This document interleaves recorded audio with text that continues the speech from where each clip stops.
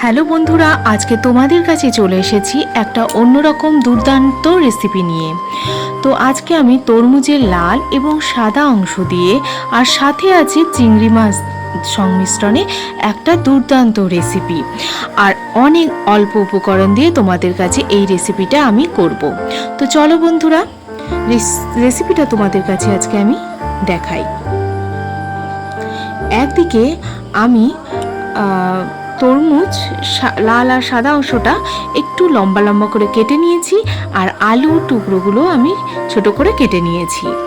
আর একটা কথা, এটা আমি প্রেসারে একটা কি দুটো সিটি মেরে নিয়েছি, বেশ নরম হয়, আর আপনারা এটা স্কিপ করে যেতে পারেন।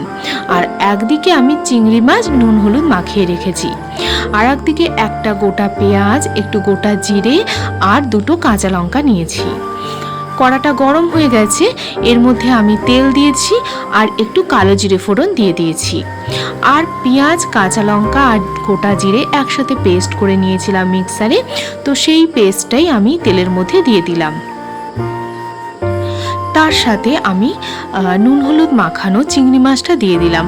আলাদা করে চিংড়ি মাছটা আর ভাজিনি, তাহলে এই স্মেলটা কিন্তু চারিদিকে ছড়িয়ে যাবে আর খেতে কিন্তু দারুণ লাগবে। একটু হলুদ গুঁড়ো দিয়ে দিলাম, আর এখনকার চিংড়ি মাছগুলো একটু ভেজে নিলে শক্ত শক্ত হয়ে যায়। তো এবারে আমি একটু নুন দিয়ে দিলাম পরিমাণ মতো।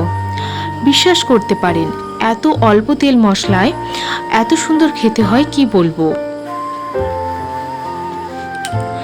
আর তরমুজের লাল অংশগুলো বাদ দিয়েও যদি আপনারা সাদা অংশ টুকরো দিয়ে করতে পারেন, তাহলে পুরো মনে হবে যে পেঁপে দিয়েছি, এত সুন্দর লাগে খেতে, বুঝতেই পারবে না কেউ।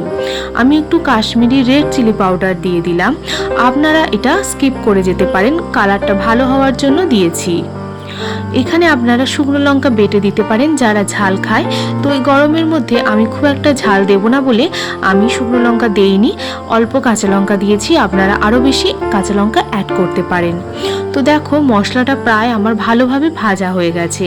এইবারে আমি জল শুদ্ধ তরমুজটা যে সিটি মেরেছিলাম প্রেসারে, তো সেই মশলাটাই আমি কড়ার মধ্যে দিয়ে দিলাম।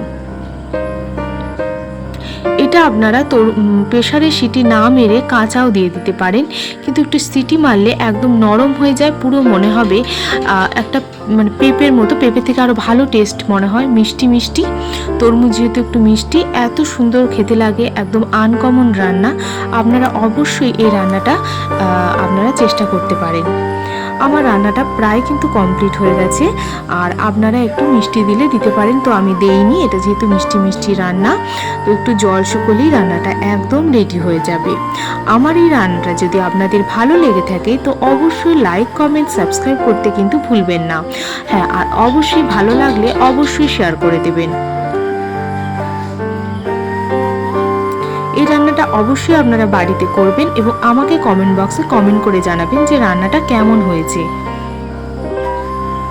আজ তাহলে আসি বন্ধুরা, আবারও আসবো অন্যরকম ভিডিও নিয়ে।